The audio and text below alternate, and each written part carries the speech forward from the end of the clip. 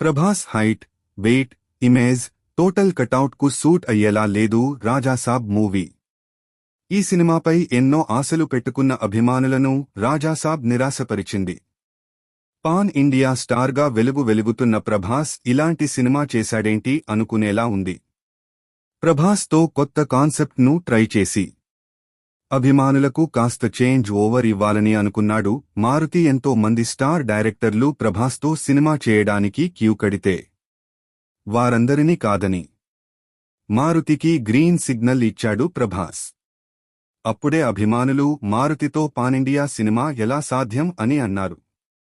రకరకాల కానీ అతని ప్రయోగం బెడిసికొట్టింది. సినిమాకు ఫ్లాప్ టాక్ వచ్చినా కలెక్షన్స్ పరంగా మాత్రం భారీ నష్టాలు అయితే రావు అని తెలుస్తోంది.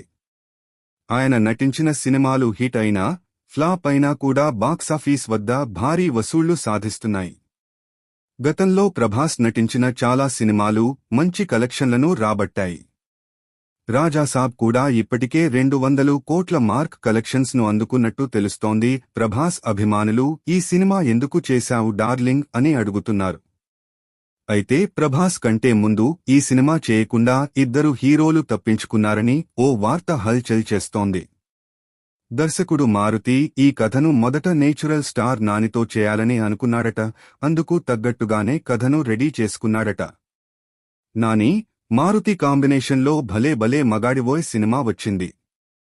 ఈ సినిమా బ్లాక్ బస్టర్ హిట్ అని చెప్పలేం కానీ యావరేజ్గా ఆడింది. ఫ్యామిలీ ఆడియన్స్ను అలరించింది. నానితో రాజాసాబ్ చేద్దాం అనుకుంటే అతను ఈ కథ తనకు సూట్ అవ్వదు అని చెప్పేశాడట. నానితో వర్కౌట్ అవ్వకపోవడంతో తమిళ స్టార్ హీరో సూర్యతో ఈ మూవీని చేయాలని ప్రయత్నించాడట మారుతి. కాని సూర్యకు ఈ కథను వినిపించే అవకాశం రాలేదని తెలుస్తోంది. ఒకవేళ వినిపించి ఉంటే ఆయన ఓకే చేసేవాడా లేక రిజెక్ట్ చేసేవాడా అనే విషయం తెలియదు. అలా ఇద్దరు హీరోలు మిస్ అయిన రాజాసాబ్ కథను ప్రభాస్ ఓకే చేశాడు.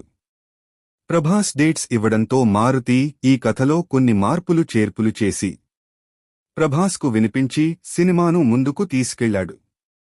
కాని ఇప్పుడు సినిమా డివైడ్ టాక్ రావడంతో మొదట మారుతి అనుకున్న హీరోలు ఈ ప్రాజెక్ట్ నుంచి తప్పించుకున్నారని కొందరు అభిప్రాయాలు వ్యక్తం చేస్తున్నారు.